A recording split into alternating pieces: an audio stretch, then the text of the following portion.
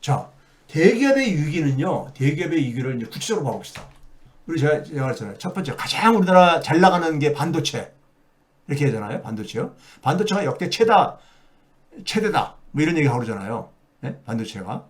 근데 이제 이건 반도체를 제외하는 이제 수출액 반도체가 이거 역대 최대라 하잖아요. 자, 삼성전자하고 SK 하이닉스가 우리나라는 반도체를 주도하잖아요. 매출액을 보게 되면 역대 최대 맞습니다. 작년에 177조 3천억 원을 기록했으니까 이게 역대 최대입니다. 최대 매출액은. 그런데요. 영업이익을 봐보세요. 영업이익을 보게 되면은 3년 전 21년도보다 한 3조 원 정도가 줄어들었잖아요. 23년도에는 마이너스 기록했다가 영업 손실을 봤다는 얘기죠. 네? 지금 이거 앞에 거 다시 한번 봐보세요. 2021년도보다 매출은 40조가 더 많이 팔았어. 반도체를 팔아서 40조를 더 팔았는데 어떻게 영업이익은 3조 정도가 더 줄어들었냐 이거야. 돈을 못 버는 거죠. 돈을 못 번 거야. 싸게 값이 떨어진 거지. 쉽게 얘기해서요. 네? 그렇죠? 그러니까 영업이익률이 수익성이 나빠지는 거죠.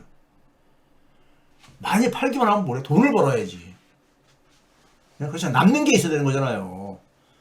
많이 파는 거에 비례해서 남는 것도 비례해서 되게 증가를 하는 게 정상인 거잖아요. 그렇죠? 반도체가 이게 겁니다. 이거 분기별로 한번 봐보세요. 분기별로 봐도 21년도 22년 초까지는 한 14조 분기당 영업이익이 한 14조 정도 안팎을 했었잖아요. 근데 작년도 반도체가 수출이 최고라는 때는 어떻습니까? 기껏해야 한 12조 근처까지 갔던 거야. 11조에서 12조. 네? 3년 전에는 14조 안팎에서 그랬는데. 네? 그러니까 최대 수출이면 뭐하냐고. 최대 매출이면 뭐하냐고. 내 주머니에 돈이 남아야지. 그렇죠? 이게 우리나라 최고 기업의 삼성전자, SK하이닉스의 현실이다 이겁니다. 두 번째 잘 나가는 게 뭡니까? 자동차죠. 자동차도 봐보세요. 작년도 분기별입니다.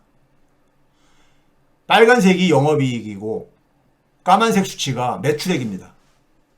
매출액인데 매출액은 어쨌든 간에 이렇게 해가지고 증가했잖아요. 1분기 때 한 67조였던 것이 74조까지 이렇게 쭉 증가했잖아요. 4분기 때는요. 그런데 어떻습니까? 영업이익은 2분기 이후부터 줄어들고 있잖아. 한 8조에서 6.5조, 5.5조로 이렇게 줄어들고 있잖아. 이것도 매출액만큼 돈을 못 남기고 있다는 얘기예요. 예? 못 남기고 있다는 거예요. 그런데 우리나라 그러니까는 가장 경쟁력 있는 반도체 자동차가 둘 다 무슨 문제를 갖고 있느냐? 생태계의 문제를 갖고 있습니다. 이거 봐보세요. 파란색은 자동차 수출액이고, 지난 한 8년 동안에, 네? 월별로요. 오렌지 색깔은 뭐냐면 자동차 부품회사 됐잖아요. 부품회사. 완성차가 수출되려면 부품도 수출이 같이 증가해야 되는 거 아니에요? 상식적인 것은. 근데 부품회사들은 그에 비례해서 돈을 못 벌어요. 완성차보다도요. 협력업체들이요. 그러면은 장기적으로 자동차 산업은 경쟁력에 있어서, 예? 예를 들어서 나중에 부품을 뭡니까요? 해외 부품을 많이 의존하고 있다는 얘기인 거야. 국내 협력업체들을 키워주지 않고 있다는 얘기인 거지. 키워주지 않고 있는 거야. 우리나라 반도체가 왜 저렇게 됐습니까? 우리나라 반도체는 생태계가 없잖아. 우리나라 지금 반도체 삼성전자나 SK하이닉스는 뭡니까? 엔비디아하고 TSMC만 쳐다보고 있는 거야. 걔네들만 쳐다보고 있는 거잖아요. 걔네들 처음만 기다리고 있는 거잖아. 네? 자기들이 독자적으로 그러니까는 협상력을 가질 수 있는, 과거보다도 오히려 반도체 생태계가 더 나빠지는 거잖아요. 그러니까 어떻게 보면요. 이건 우리나라 가장 경쟁력 있는 업종이 이렇게 지금 뭐냐면은 생태계 문제가 들어간 거고, 이거 다 잘 기억해 주세요. 세 번째로 우리가 수출이 많이 되는 게 뭐냐면요. 석유화학입니다. 저기 그 전남 여수 이런 쪽에 계신 분들은 여수 이쪽이 전남이 사실은 이 그 여수 쪽에 이쪽에 산업단지로 인해 가지고 잘 나갔었습니다. 지난 몇 년 동안에 전남이 전라남도 하게 되면 되게 우리가 그이 농업적으로 많이 가는데 이 산업단지로 가면서 굉장히 잘 나갔었어요. 그거 중에 하나가 기여했던 게 석유화학입니다. 석유화학이요. 석유화학의 수출액이 지금 거기 근데 여수가 근데 굉장히 최근에 지금 경기가 안 좋다고 지금 막 그러죠. 그게 뭐냐면은 석유화학 수출액이 어떻게 됐습니까? 550억에서 480억으로 3년 전에 비해서 줄어들었어요. 그럼 이게 왜 그런 거냐면요. 이거는 중국하고 중동의 저겁니다. 중국이 많이 쫓아왔고 중동은 원유를 싸게 확보할 수 있잖아요. 원유를요. 자, 그래가지고 한번 석유화학의 대표적인 3대 메이저가 있어요. LG 석유화학, 롯데 석유화학, 그다음에 한화. 이 매출액은 봐보세요. 매출액은 2021년, 22년에 비해서 크게 증가했잖아요. 2023년, 지난 2년 동안에 80조대로 딱 올라갔잖아요. 그런데 어떻습니까? 영업이익은 이게 뭐냐고 이렇게 밑에서 헤매냐고. 마이너스란 건 손실을 보고 있다는 얘기예요. 작년도 마이너스 2,800억 정도 손실 봤습니다. 이 3사의 합이요. 예? 그러니까 매출이 아니라 손실, 이익을 돈을 못 버는 거예요. 그래서 대기업들이 지금 신나할 수가 없는 거지. 대기업들이 더군다나 롯데 같은 경우는 롯데가 지금 부동산에 많이 거대 있잖아요. 예? 지금 유통도 지금 안 좋은 상태 속에서 유일하게 그동안에 효자노릇 했던 것이 롯데 석유화학인데 얘네들이 지금 롯데가 석유화학이 지금 축소가 됐거든요. LG화학이 대표적인 그러니까 석유화학 중에서 저건데 LG화학 봐보세요. 작년도 분기별로 보게 되면은 4분기 때 고퀄이잖아. 매출은 근데 문제는 매출은 거의 변화가 없어. 12조 한 7천억 원에서 12조 한 4천억 원 정도 이렇게 큰 변화가 없는데 영업이익이 그러니까는 마이너스로 곤두박질치잖아. 한 5천억 원 벌다가 마이너스 2,500억 원으로 4분기 때 이익을 못 내는 거예요. 그러니까 가격이 엄청 떨어진 거야, 막. 예? 덤핑 치고가 들어오고 앉아있으니까요. 중국이나 이런 데서. 예? 큰 문제입니다. 이게 우리나라 석유화학이 우리나라 수출 산업에서 3위, 4위를 차지하는 저겁니다. 롯데 유동성 이게 근원이 바로 롯데케미칼. 롯데케미칼이 과거에는 롯데케미칼이 돈을 지원해주는 주력 기업이었어요. 롯데 그룹에. 예? 2022년도 롯데가 부동산에 힘들 때만 하더라도 롯데케미칼에 자금을 지원받고 했었어요. 근데 이거 봐보세요. 2020년도도 계속해서 손실을 보고 있잖아. 7,600억, 3,500억, 9,000억 정도 계속 손실을 보고 있잖아요. 지난 3년 동안에. 그래서 최근에 여러분 아마 뉴스 봤을 거예요. 그리고 MSCI라고 있죠. 주식하시는 분들은 많이 아실 거예요. 전 세계 그러니까 우리가 이 투자자들이 그러니까 해외 투자자들이 주로 이 MSCI에 편입된 종목들을 대상으로 우리가 투자가 이루어지고 그렇기 때문에 여기 올라가는 것을 항상 정부 차원으로도 국가가 올라가기도 하고 기업들도 여기에 포함되는 걸 하는데 롯데케미칼을 비롯해서 우리나라 11개 기업이 여기서 누락해 버렸어요. 왜? 이렇게 돈을 못 버니까. 기업 가치가 떨어지니까. 자, 그 다음에 우리가 이 석유화학하고 3위 사이를 다투는 게 일반 기계입니다. 우리나라가요, 제조업이 강국입니다. 그래도요. 없는 산업이 없을 정도니까, 제조업에서. 네? 원천 기술은 미국이라든가, 이 독일 이런 데보다 딸리더라도, 제조업이 그래도 우리가 만만치 않은 나라입니다. 그러다 보니까는 세계 수출 한 6위 정도 하는 이유가 바로 거기에 있어요. 근데 일반 기계가, 봐보세요. 지난 6년 동안에 거의 변화가 없잖아요. 작년에는 우리가 조금 줄어들었잖아요. 그렇죠? 18년에 536억이 정점을 찍고 나서 네? 변화가 없잖아. 우리나라 이 산업 경쟁력이 좀 큰 문제입니다. 이거 봐보세요. 이 기계 산업에서 가장 핵심인 누구냐면은 과거에 이제 그러니까 이게 두산이 주로 이제 중공업이라든가 두산이 기계산업이 많이 가고 있잖아요. 두산이 갖고 있었던 게 있습니다. 두산 인프라코어라고 있었어요. 이게 이제 현대중공업에서 인수를 했죠. 그래서 지금은 이제 현대인프라코어라고 넘어갔습니다. 현대중공업에서 인수를 해가지고요. 이거 봐보세요. 현대에서 인수한 게 20년부터 인수 작업해가지고 22년도에 완전히 계약을 맺었는데 22년부터 넘어갔죠. 근데 어떻게 봐보세요. 주인 바뀌고 그랬는데 현대과학도 현대중공업이 괜찮은 기업이잖아요. 예? 조선에서. 근데 회복이 안 되고 있어. 쭉 떨어져가지고. 예? 이게 현실이야 이겁니다. 지난해 1년 동안만 보게 되면은 이거 봐보세요. 4분기 때는 손실까지 기록했어. 영업 손실까지요. 예? 이거 굉장히 괜찮은 기업이었거든요. 근데 조선업이 호황이라 그러죠, 막. 조선업이 호황이라잖아. 조선업이 이제 잘 나가고 있다고요.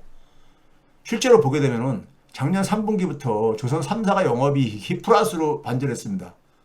3분기부터. 예? 1, 2분기는 손실했었어. 3분기, 4분기에 매출도 증가하고 영업이익도 플러스로 반전을 했어요. 이익을 보고 있어요. 봤는데, 자, 문제는 뭐냐면은 조선업 그 옛날 한번 봐보세요. 2011년도하고 봐보세요. 2011년도에 565억 달러 수출했었는데 256억 달러니까 반토막도 안 되는 거잖아. 이게 어디서 나오냐면요. 조선 3사를 매출하고 영업이익을 2011년도하고 24년도를 비교해보세요, 여러분들. 13년 전하고 비교를 하는 거예요, 지금요. 근데 매출액이 어떻습니까요? 한 15조 정도가 줄어들었어. 13년 사이에. 근데 호황이라고 막 지금 저렇게 언론들에서 지금 바람 넣고 있는 거예요. 영업이익은 얼마가 줄어들었습니까? 3조 4천억 원이 줄어들었어. 13년 전에 비해서. 그러니까 수익성, 영업이익률도 우리나라가 LNG선 해가지고 그 부가가치가 높은 거 만들잖아요. 그러면 우리가 수익성이 좋아야 돼. 근데 영업이익률도 반토막 밑으로 떨어졌어. 9.5%에서 4.1%로. 이게 실상이에요. 그러니까 이게 대기업들이잖아. 대기업들이 하고 있는 거잖아요. 조선 3사는 누굽니까? 현대중공업, 삼성중공업, 그 다음에 조선해양에서는 대우조선해양이 하나에서 인수했죠. 하나오션이라고 해가지고요. 네? 다 대기업들, 재벌기업들이란 말이에요. 그 다음에 우리가 7번째 산업, 철강 수출. 이게 이제 이번에 트럼프가 가는 철강 수출이요.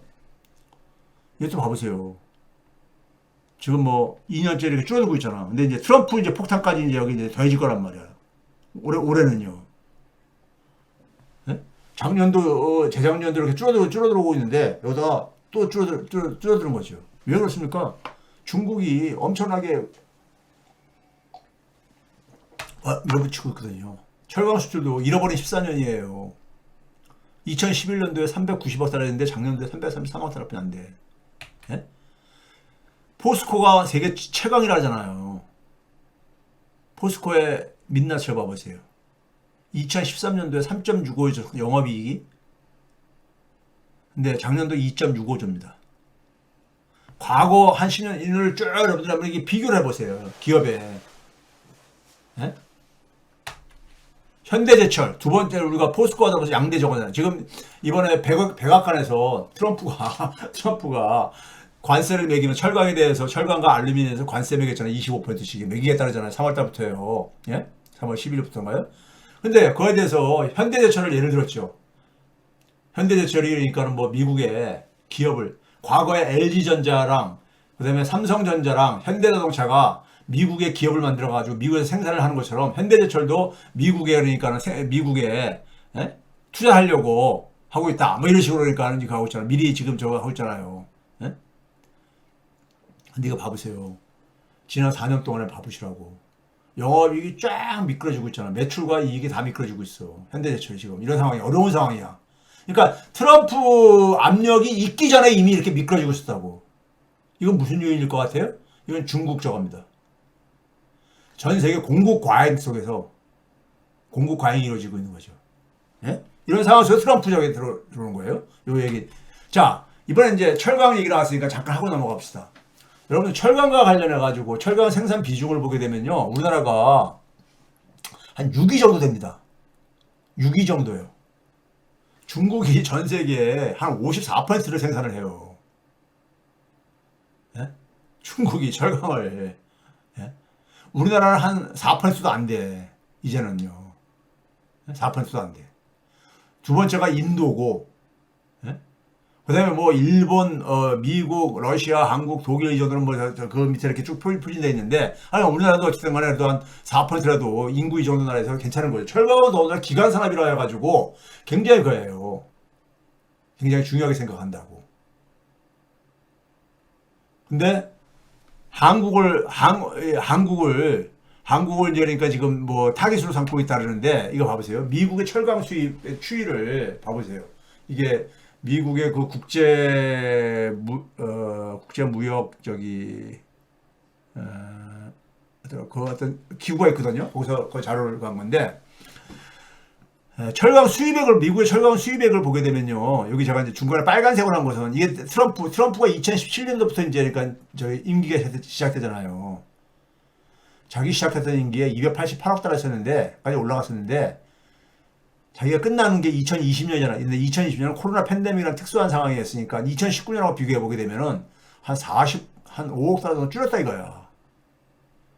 물량도 한 그러니까 5톤 정도, 아니 500만 톤 정도 줄였다 이거야. 예? 줄였다 이거야. 예? 그러니까 여기서 로비도 철강 업계로부터 로비도 많이 받지만은 이렇게 효과를 봤다 이거야 자기가. 그러니까 트럼프 일기 때 또 해야 되겠다 이거예요. 그러니까 23년에 그 미국의 철강 주요 수입국의 비중을 보게 되면요, 한국이 네 번째입니다. 캐나다가 1등, 캐나다, 멕시코, 브라질, 한국. 우리가 일본보다 우리가 2배 정도 겁니다. 예? 독일보다 한 3배 가까이 가고요.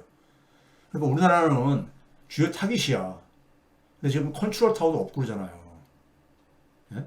근데 아까 얘기했듯이 철강이 지난 2년 동안 이렇게 미끄러지고 있는데, 트럼프 이거를 어떻게 하겠냐 이거예요. 여러분들. 트럼프는 이미 그 기정사실로 현대제철이 미국에 공장을 지을 거다고 이렇게 지금 발표까지 하고 앉아 있는데, 예? 지금 이런 상황이거든요. 자, 자료부터 먼저 봅시다. 근데 알루미늄도 되겠죠. 알루미늄도 자기 때니까는 효과가 있었다 이거야. 234억 달러였던 거를 223억 달러가 줄였다 이거야. 근데 알루미늄 주요 수입국을 보게 되면 한국이 이것도 네 번째야. 한국이. 캐나다가 절대적으로 많지만은, 캐나다가 한 58% 차지하니까는 절대적으로 많지만은 한국도 한 4% 정도로, 예? 네 번째로 많은 미국에 수출을 많이 하는 나라, 미국에서 수입을 하는 나라 4번 사이야. 그러니까 여기다가 25% 관세를 지금 부과하겠다는 거 아닙니까? 예? 그렇죠? 지금 우리는 앞들고 하고 있는 거고. 자, 그러면 지금 여러분들 이거 관련해서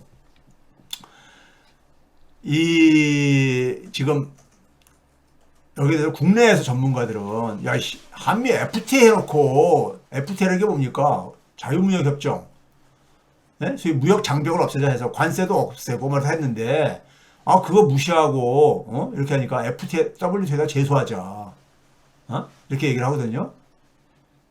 그렇죠? 이런 얘기들을 이제 일부 전문가들이 얘기하고 있는데, 근데 이게 있잖아요. 효과가 거의 없습니다. 왜 없냐면은 트럼프 일기 때도 많은 나라들이 WTO 제소했어요. 제소를 하게 되면은 WTO에서 미국이 잘못했다 이렇게 이제 판정이 나와요. 당연히 미국이 잘못해서 판정이 나오지. 그러면은 미국은 또 어떻게 하냐면요. 그러면은 자국산업 보호한다고 세이프티 가드를 동원해가지고 쿼타제를 이렇게 부과하고 그랬던 거 아닙니까? 일기 때. 그러면서 시간이 다 지나가 버려. 그거 WTO 제소하게 되면요. 그거 하는데 그러니까는 그 결정하는데 상당한 시간이 걸려. 그 시간 다 지나간 다음에 그 다음에 그 풀어주면 뭐하냐 이거예요. 예? 그렇죠?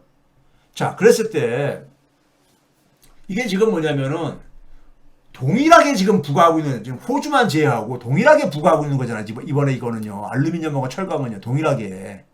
그렇죠? 동일하게 하는데 우리가 한 4일 정도 되다 보니까는 우리도 이제 지금 큰일 났다 이렇게 하는 거 아닙니까?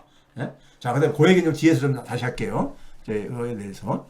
그 다음에 이제 뭐냐면은 우리나라 이제 8번째로 이제 중요한 이제 수출 상품 중에 하나가 가전도 그러니까는 2011년도에 비하면 쭉 떨어졌죠. 떨어져가지고. 근데 이것도 이제 뭐냐면은 뭡니까? 냉장고. 미국에서 그러니까 하라고. 그리고 LG 이제 그러니까 그런 얘기 하고 앉았잖아요. 그렇죠? 가전 수출액 보게 되면은 60% 미만은 줄어들었습니다. 13년 전에 비해 가지고 줄어들었어. 예? 거기다 중국 가전이 엄청나게 지금 저기 몰려 들어오고 있잖아요. 예?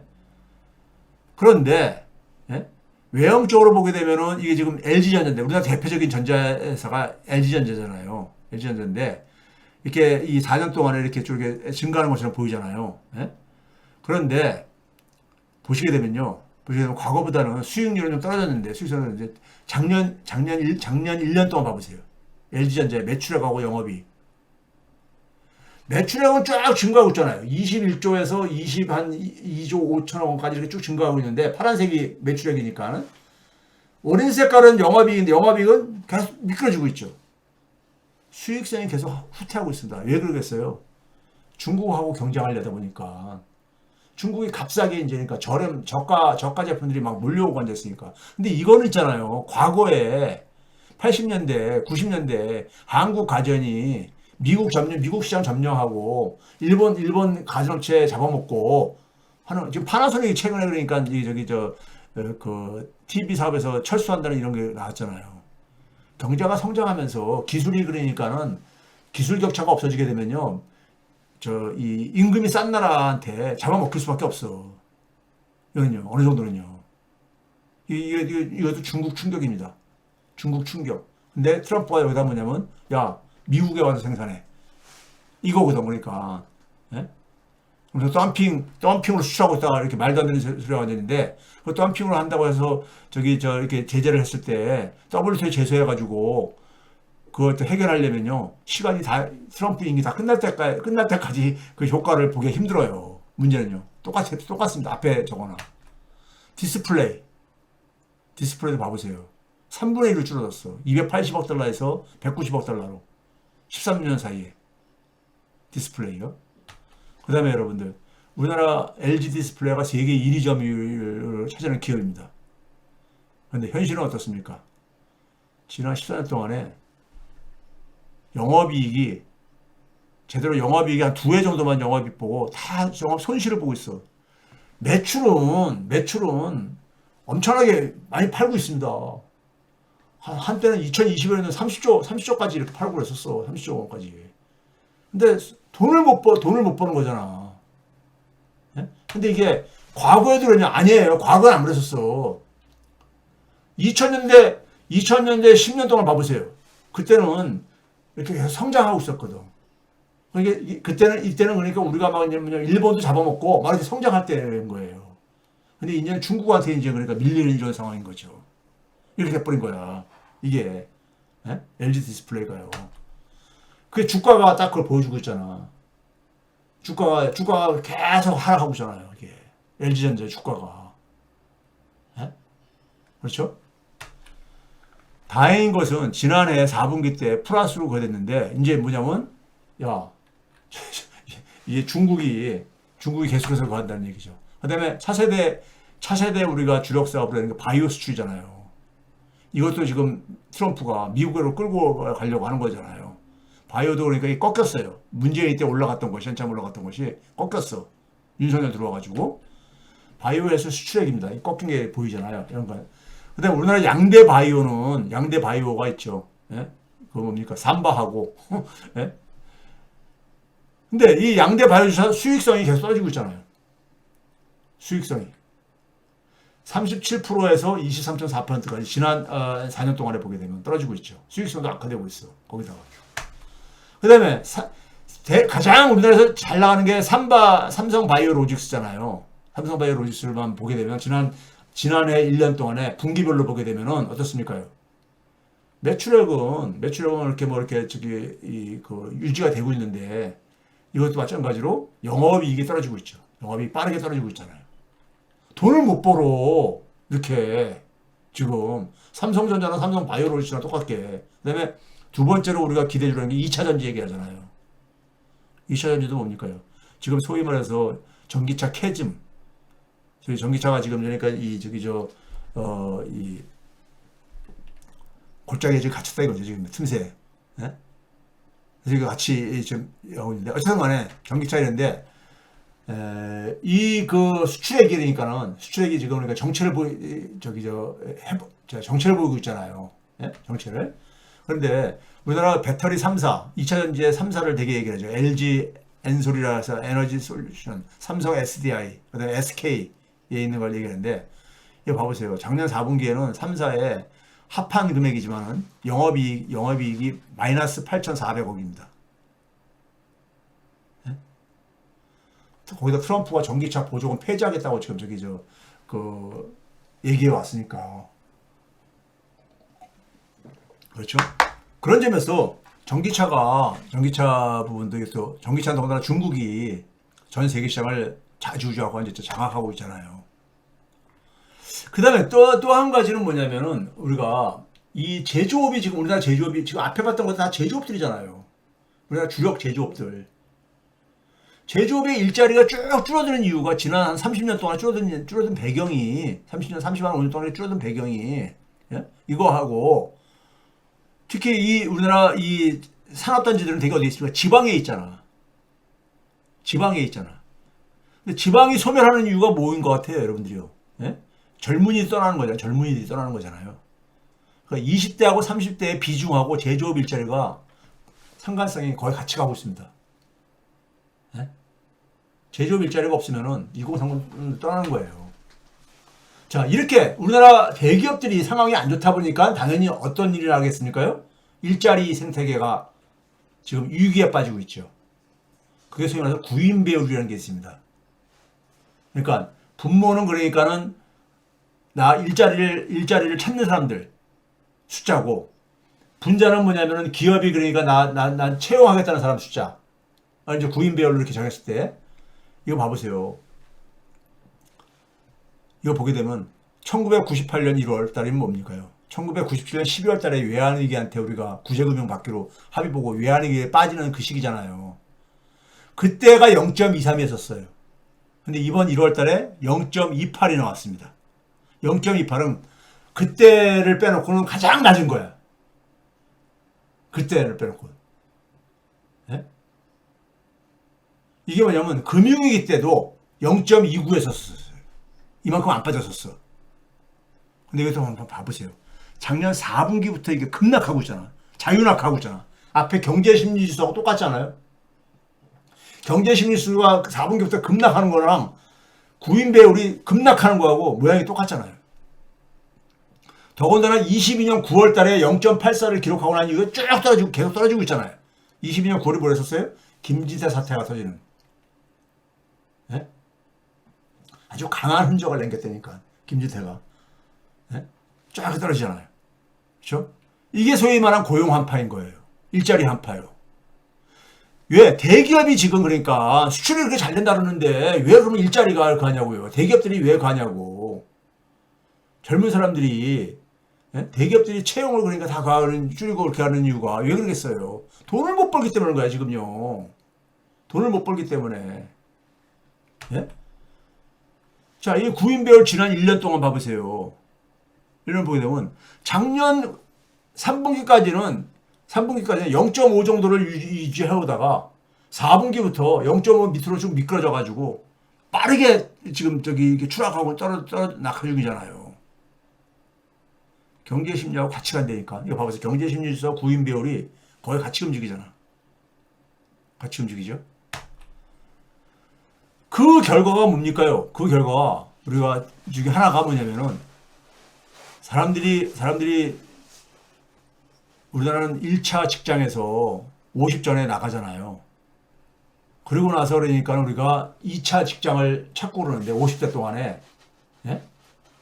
근데 우리가 지금 보게 되면 연금을 대개 보게 되면 60세 이상부터 이렇게 최소한 이렇게 노령연금을 국민연금을 신청할 수 있게 돼 있잖아요.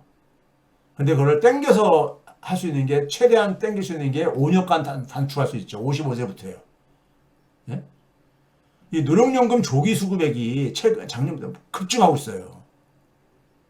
그 대신 뭐냐면 많이 이제 줄어들지요. 받는 금액이. 예? 노령연금 조기 수급액이 빠르게 증가하고 있다는 얘기는 뭐예요? 먹고 살 돈이 필요하다는 얘기인 거죠.